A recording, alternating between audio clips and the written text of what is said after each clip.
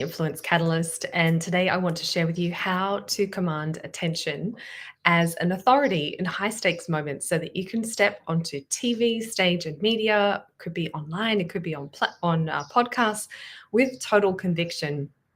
And even if you've never felt totally aligned between who you are inside and how you're perceived outside. So, if you are excited to learn more, glad to be part of the conversation, drop me a hello in the chat and I will be seeing those shortly. So, why would we want to command authority? What is it that is so great about this in business, in life? And why is this a topic of interest for us? Being perceived as an authority is linked to higher influence, trust, and better business and team outcomes. There is also research on authority bias that shows that people assign much greater weight to information from perceived authorities. So, all of that just sounds like research speak. But what does it mean in terms of business and individual lives? In business, it means that in the B2B context, people are perceiving you as someone with who they can trust more readily, and they see more opportunity for commercial opportunity. That's research shows that. At the individual level, being seen as an authority tends to bring higher social status and broader influence networks, which in turn open more leadership and career opportunities. For myself, despite being reasonably accomplished, I have an honours degree, I had a degree, a career in health sciences. I took that over to London, traveled Europe, came back, did a number of different things and high profile projects. I wasn't stepping into visibility about myself personally. I was comfortable behind the scenes, writing speeches for ministers, organizing national media for others, and leading work with my team and with executives. But when it came to my own visibility, I held back and I told myself I didn't need it and that the work spoke for itself. And then came a moment that changed everything when I applied for a director role. And I was perfectly qualified for this role, but I didn't get it. I was disappointed. I knew that I had what it took to succeed in that role. I had the credentials, the experience, the capability, and I thought the trust of the people who were on the interview panel. But something wasn't landing. And I had to face a hard truth that being qualified wasn't enough. I saw myself as a director, but I wasn't being perceived as a director. And that perception gap was costing me opportunities. So I personally knew I needed to change. I wanted to change. I wanted to get to that level. That was an absolute. And visibility at that stage felt a bit vulnerable. I was thinking, shouldn't my credentials be enough? But I came across the idea to dress for the role you want. And I figured that that was about dressing, but it was also about speaking. It was all about presenting so that you're seen as the person in that role. And I made a decision. I raised my standards around my personal presentation. I invested tens of thousands of dollars. I studied and I experimented. And I wrote myself a note at the bottom of my wardrobe and said, nothing enters this wardrobe unless I love it and it looks great on me. And it wasn't just about the clothes, it was about my presentation in meetings, it was about how I communicated, and it was really about claiming my right to be seen as I truly am. And as the director, I already knew myself to be inside. So, not long after that, I applied for another director role, and this time I got it. And doors opened that had been closed to me before. So I was organizing national media, leading national policy. But the real test came when I was asked to be on TV for the first time. And it was our national broadcaster, and it was going to be filmed in my home. And the old me would have said no. I was too exposed. It was too risky. But something had shifted, and I said yes. And now I've been interviewed 3 times on television, and once it was an 8-minute live interview. And in that interview, I have to say I didn't feel terror. I felt relaxed. I felt aware, comfortable, powerful, aligned, ready to go, feeling like this is a moment I'm really ready for. And it wasn't performing, it wasn't managing anxiety. I was just present, fully myself. And so what I learned was that my achievements got me in the room. But the alignment, the courage to be fully seen as myself, that's what made me authoritative. By being the most magnetic, comfortable, ready for this version of myself, that's when visibility, that goes alongside visibility not being a scary concept. So it's alignment and courage together that is that magic combination. And that is the combination that I help to create. I work with high achieving women in business mainly so that they can step away from the sidelines and play to their highest level. And they literally embody influence. They walk and talk it. And the truth is that you become ready by taking the courageous steps that are aligned with who you are. And that's exactly what we're going to explore today. So let me ask you, have you ever been invited to a high visibility opportunity, maybe a speaking engagement, media interview, a leadership panel, and your first thought is, yes, I'm ready, is not, yes, I'm ready, but instead, what am I going to wear? And do I even look like someone who belongs there? So if that sounds like you, you are in great company, and I know that there are many of us who can relate to that. And what you're experiencing is something that I call appearance animosity. And you might think, well, how is style and appearance related to authority? And I'm going to show you how it's really connected to how we show up, to who we are in that moment, and it actually gives us uh, an aspect of power that a lot of people don't tap into. Uh, but before we get there, there are so many blocks and misconceptions and things in our mind around this animosity about how we turn up and how we present ourselves, including in our personal image. So that appearance animosity comes from three hidden sources: from a skills and knowledge gap, where no one has taught us how to manage shapes and colors and patterns so that they're aligned with us and so that they feel fabulous. We often, especially women and men, people of all kind of shapes and sizes, and different inclinations, have body and self-image blocks. We don't feel fabulous about our bodies sometimes. We just get them dressed because we need to, and it's purely functional. It's not enjoyable. And then there's also another block around whether we feel safe to actually be ourselves, to hide up. And this is where a lot of people hide behind performance. So they look at, how can I show up as the person who looks like the person I want to be, and don't actually necessarily feel themselves to be stepping into who they are and being present in that moment. And of course, you can see that there's a real disconnect in your energy there. You're much more likely to feel anxious and nervous because you're not actually turning up as yourself. And that undermines authority. So if either of those or any of those resonate, then know that you are in great company. And here's why this really matters. To break that down, it's second guessing yourself before those important moments. It's turning down opportunities because you don't feel that you look the part, and it could be in your brand, it could be in how you present yourself in your communication, it could be in your visual image. The friction around how we look is also related to people not getting who you really are. And so that can be how it shows up. And it can also show up as having to work twice as hard to establish your credibility, because there is a gap, there's a disconnect between what you're saying about yourself and how you look to be.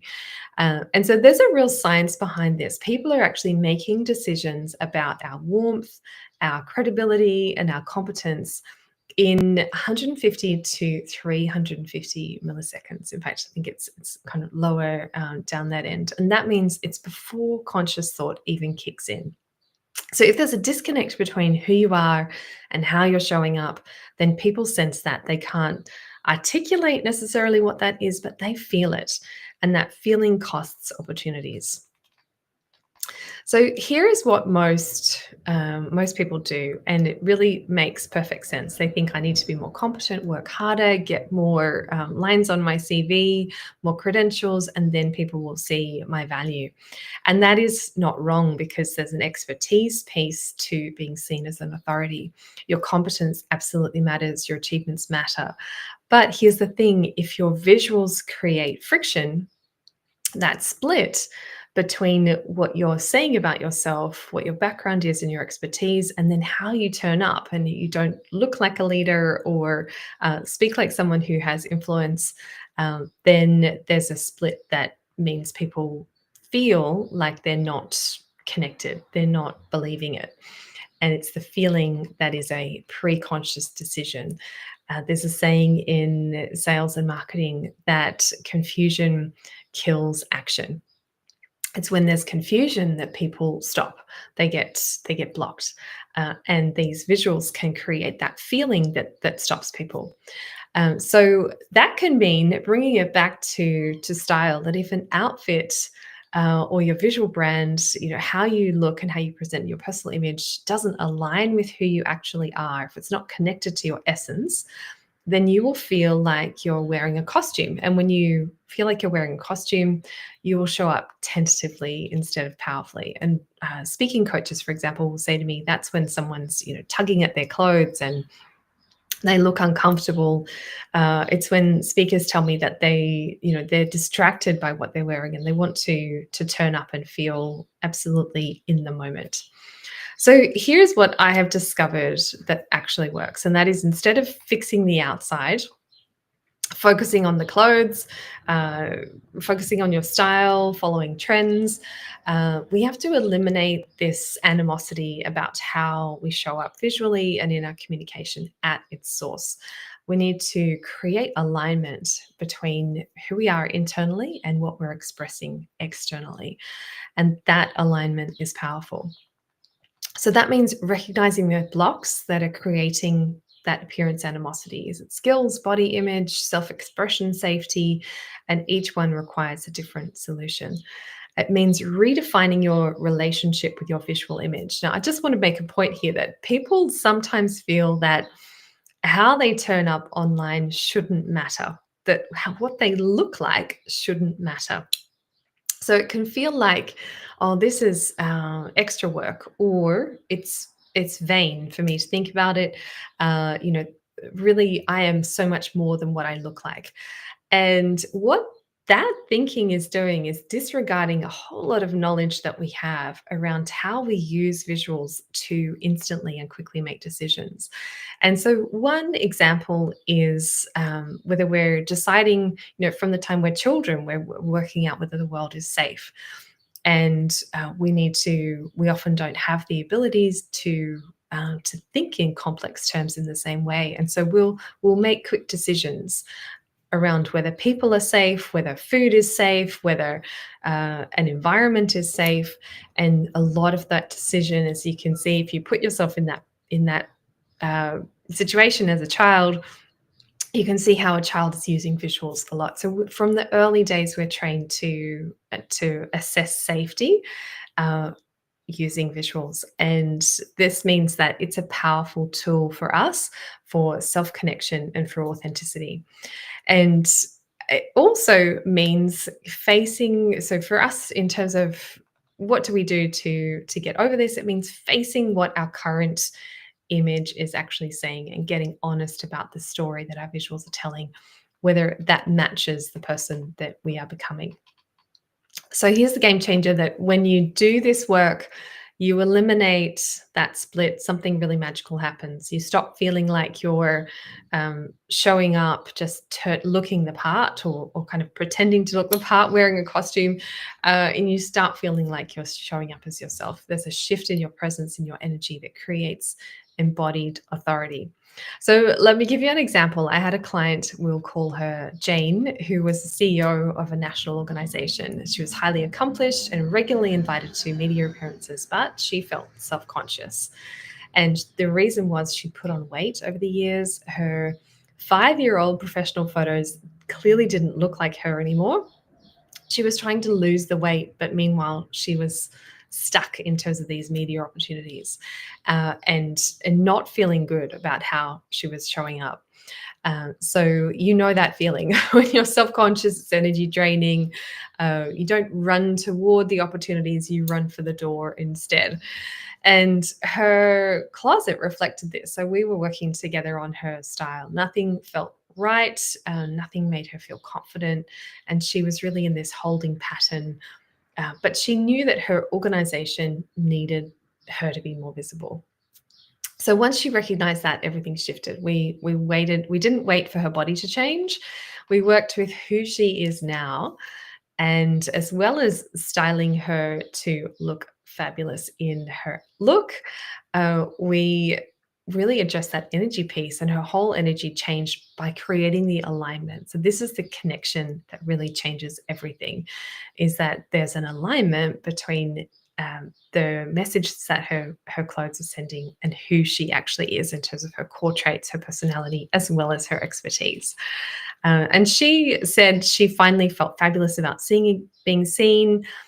She had one of those wonderful transformations that I see so often, where people instantly feel like they are the woman that they wanted to be. You know, the one that they has been out of reach when they've looked in their options or turned up online, knowing that they need to post something on LinkedIn and just felt meh about it. And now it's come into view that they could actually show up with great ease and confidence and joy about their visual image. So you can see how eliminating that appearance animosity really removes a barrier to your authority that you may not have realized was there. You may have seen it as a niggle, but it's actually been a barrier to your authority because it's not helping you to turn up as comfortable as yourself. And it's hard for people to get that sense of, here's a magnetic person that I really want to connect with, if you are not connected to yourself. And so, if this is resonating for you, feel free to drop your thoughts into the chat. That invisible split might be costing you opportunities. So, here's what I know: that you can't fix what you can't see. And that's exactly why in a 2-day workshop, we go deeper to identify your specific pattern of appearance animosity, and then to give you skills and tools about how you specifically, tailored to you, can amplify your authority and be seen as credible. In a, layered on top of your expertise and your achievements. So if you have an aha, I'd love to hear that in the chat. And I'm hosting this 2-day immersive workshop called Amplify Your Authority: How to Amplify Your Authority, the number one workshop on TV, stage, and the media without losing yourself. And that really encompasses as well online and podcasts. And what makes that so is really a special moment is that by the end, you won't just have information. So it is not a download. It's not me speaking at you. You will actually experience shifts in how you see yourself and your authority. And it's also not coaching. So don't expect this to be like a group coaching scenario. Instead, it's catalyzing. It's a workshop where you have experiences with other women in the room that are designed to create shifts. And that's something I'm uniquely skilled at, is facilitating spaces where people have conversations that help them to move towards their courageous goals.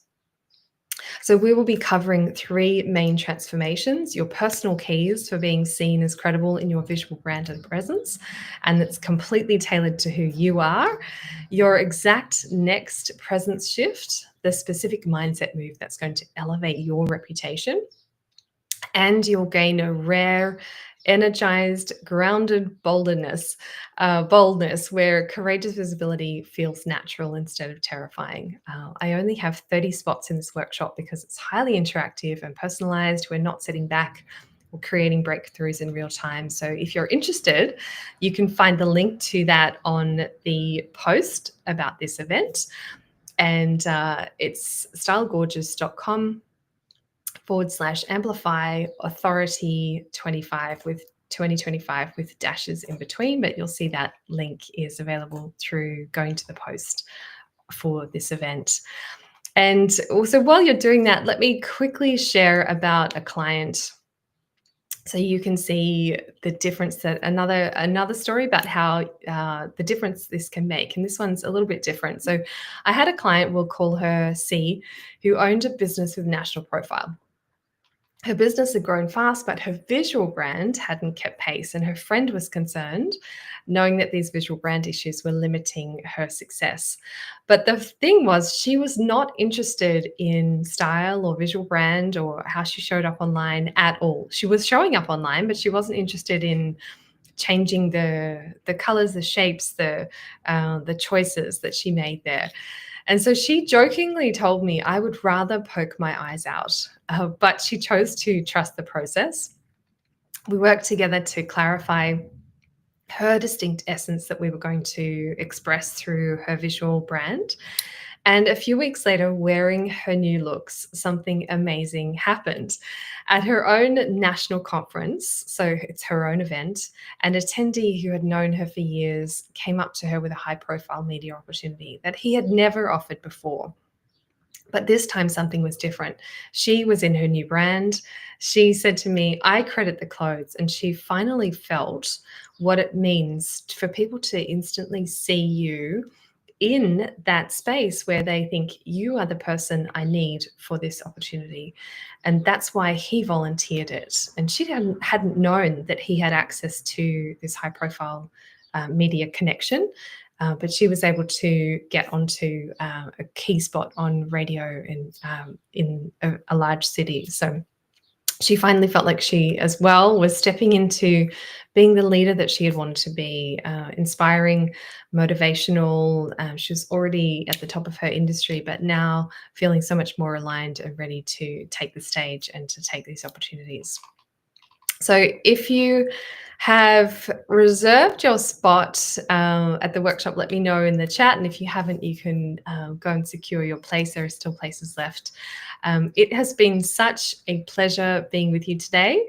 And if you'd like to stay connected, you can follow me here on LinkedIn or connect with me, and that way we can continue this journey together. So I want to leave you with a thought from Coco Chanel, who said that the most courageous act is still to think for yourself aloud. And she's really interesting. We might think of her as associated with the Chanel, the luxury brand, but fascinating story behind her, where she was a real pioneer who took fashion to a completely different space in terms of the designs and the shapes, and moved from the country to the city to be able to do this. Really broke through a lot of challenges and barriers in her way to be able to design a whole new look for style that was more androgynous look in those early days of the 1900s. So great quote from her. The most courageous act is still to think for yourself aloud. Something to keep in mind. Thanks again for watching, being here with me today, and I can't wait to see you at the workshop and witness your transformation. It was such a pleasure being with you. Join me again next week for another empowered woman bringing enduring impact. See you there.